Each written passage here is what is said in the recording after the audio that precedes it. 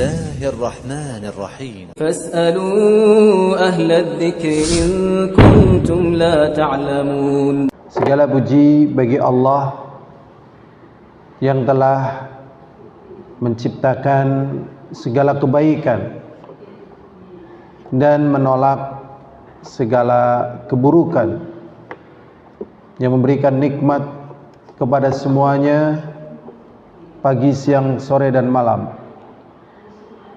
Dan juga salawat serta salam kepada junjungan kita Nabi Agung Muhammad sallallahu alaihi wasallam beserta sahabatnya, keluarganya sampai akhir zaman.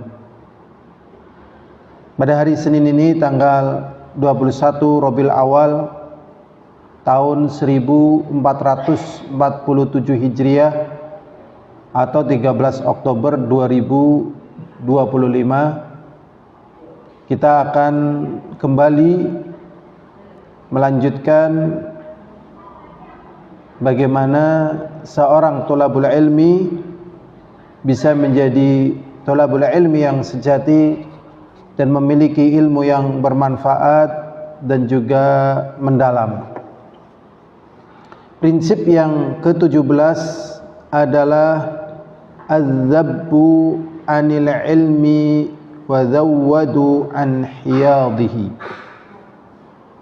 Prinsip yang ke-13 adalah membela ilmu dan juga mempertahankan kemuliaannya. Jadi tatkala thalabul ilmi membela ilmu dan juga mempertahankan kemuliaannya, yang pertama ilmunya jadi berkah. Yang kedua, kemuliaan ilmu akan tetap terjaga. Dan ini telah dilakukan terus menerus ya, sejak zaman dahulu, zaman para nabi sampai nabi kita Muhammad, sampai nanti akhir zaman. Penulis mengatakan, yaitu Syekh Saleh bin Abdullah Al-Utsaimin, inna lil ilmi hurmatan wafirah. Sesungguhnya ilmu itu memiliki kehormatan yang sangat banyak. Tujibul intisara lahu idza tu'arridu li janabihi bima la yasluh, yang mengharuskan adanya upaya pembelaan, al-intisar kepada ilmu. Idza tu'arridu, apabila muncul berbagai macam bentuk ya yang membahayakan bagi ilmu, bima la yasluh, pada perkara yang memang ini tidak pantas untuk ilmu ya. Waqad dhahara hadzal intisar, dan sungguh telah nampak pembelaan terhadap ilmu tersebut inda ahlil ilmi fi madhahir, telah nampak yang dilakukan oleh para ulama lil ilmi ya, dengan penampakan-penampakan yang banyak, dengan contoh-contoh yang banyak, dengan praktek-praktek yang banyak. Para ulama alil ilmi membela ilmu. Minha, diantaranya adalah ar-raddu alal mukhalif, yaitu sanggahan atau bantahan kepada orang yang menyelisih ilmu. Faman istabanat mukhalafatahu li syariah rudda, maka apa yang menyelisihi terhadap agama, terhadap syariah sudah jelas-jelas, maka ini diluruskan, dijelaskan bahwasanya perkara itu bukan dari agama. Perkara tersebut berbeda dengan petunjuk agama. Kaina mangkan, siapa saja yang melakukan. Sehingga Adapun ketergelinciran para ulama terhadap perkara-perkara agama juga tetap dijelaskan. Tetapi tetap kita menghormati dan memuliakan ulama. Karena pasti manusia terjatuh pada kesalahan. Jadi kesalahan ini dijelaskan, tetapi mereka tetap memiliki kemuliaan. Adapun orang-orang yang jelas-jelas memang benci terhadap agama, ini lain lagi caranya. Memang orang demikian itu tidak memiliki kemuliaan. Karena memang inginnya mereka ya menenggelamkan dari kemuliaan. Hamiyatan lid-din. Kenapa ini dilakukan? Dalam rangka pembelaan terhadap agama. Wa nasihatun lil muslimin, dan juga sebagai nasihat kepada kaum muslimin. Kemudian disebutkan di sini di antara bentuknya yang itu ada contohnya dari agama ini, yaitu hijrul mubtadi', meninggalkan ahlul bid'ah. Jadi yang memang betul ahlul bid'ah, ya, itu ditinggalkan. Bukan orang yang bukan ahlul bid'ah kemudian dianggap ahlul bid'ah kemudian dijauhi, diboikot. Ini salah. Jadi ada perinciannya. Jadi jangan sampai salah pada perkara ini. Tetapi perkara meninggalkan orang yang membuat penyimpangan, penentangan terhadap agama yang disebut dengan ahlul bid'ah tadi, ini ditentukan ketentuannya di dalam syariat. Dzakarahu Abu Ya'la Al-Farra ijma'an. Ternyata tentang masalah ini Abu Ya'la Al-Farra menyatakan ini adalah perkara yang ijma'. Fala yu'khadhul ilm an alil bid'ah, dan janganlah mengambil ilmu dari orang-orang yang disebut sebagai alul bid'ah, dan mengambil ilmu dari alul bid'ah.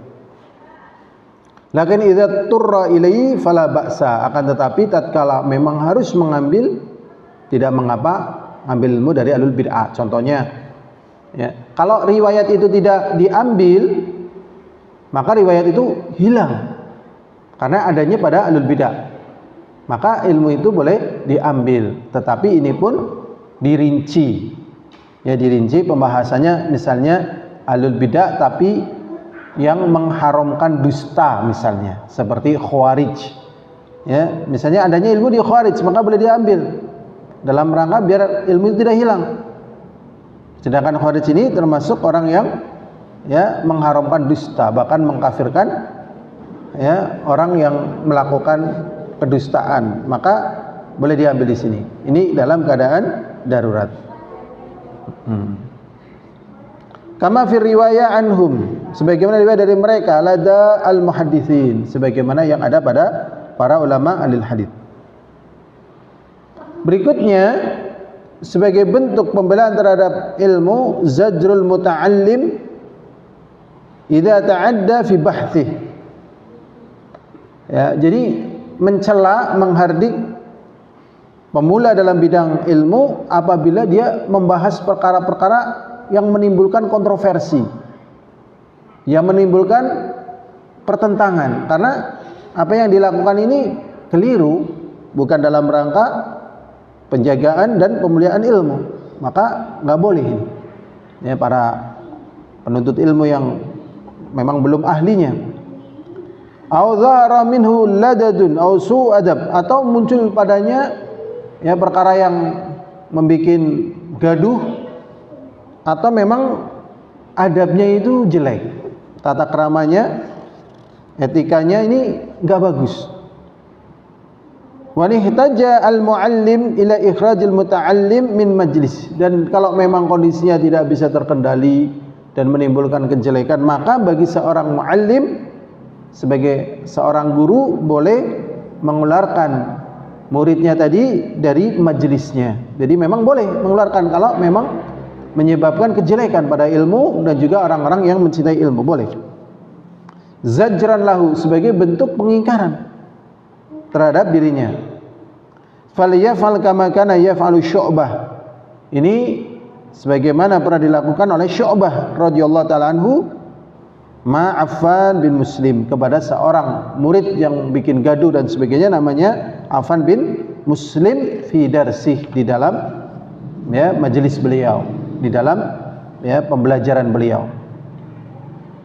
Waqad yuzjir al-muta'allim bi'adamil iqbal alaih, dan terkadang ini dalam rangka menjaga kemuliaan ilmu, dalam rangka membela ilmu, seorang pencari ilmu itu dicela, dihardik tatkala dia tidak perhatian terhadap ilmu.